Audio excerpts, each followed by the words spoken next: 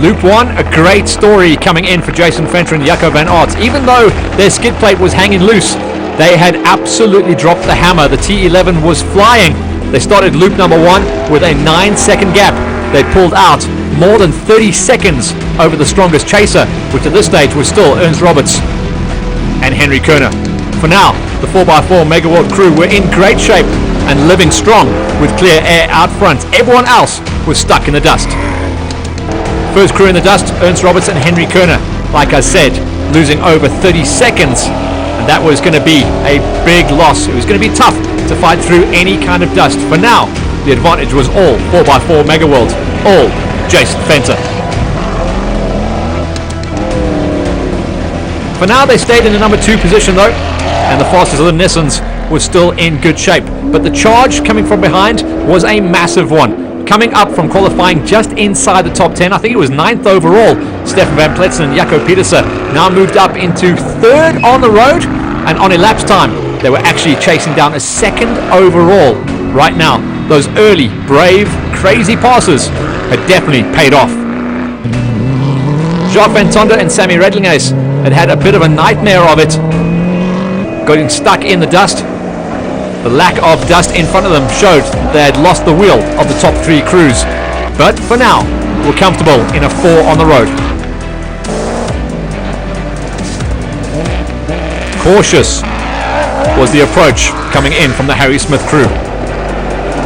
Marcus Ladisgakny and Neil Putter, after their emphatic qualifying, had been eaten up early on by a couple of key drivers, and they were just praying that they could stay out front. They were about to get eaten up though by Dylan Venter and Donovan Lubber, another crew that had absolutely hammered it on lap number 1, made some big ugly passes on loop number 1 to get themselves up to challenge inside of a top 5. Force Prinsloo and Kenneth Venter were also trying to see if they could keep a T podium in their sights. Force and Kenneth getting very comfortable in that Ford and trying to upset the Toyotas and the one other Ford of Jacques Van Tonder that were up the road, trying to dominate the event so far. Dave Huddy and Rod Cook as the Giant Slayers in the S-Class, a much smaller capacity engine, less suspension travel, but they were still keeping their noses extremely clean. After 2 full years of development on the old school Nissan Navara, they were going to be challenging for a top 10 finish come the overalls. Tony and Mike Gavea had a very good lap number 1, just keeping it nice and calm, as is often their approach. And the P51 was still trying to run the numbers. They so desperately needed those high finishes, but they would have known the whole way through the event that Willem was going to be charging from the back.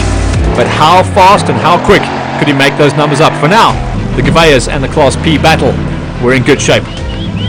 Pete and Benjamin Kotzer in the S11 had done an incredible job also to qualify high in the prologue, and for now they'd had a good opening lap where you could start to see at the halfway marker of loop number 1 that the dust gaps were starting to blow wide open.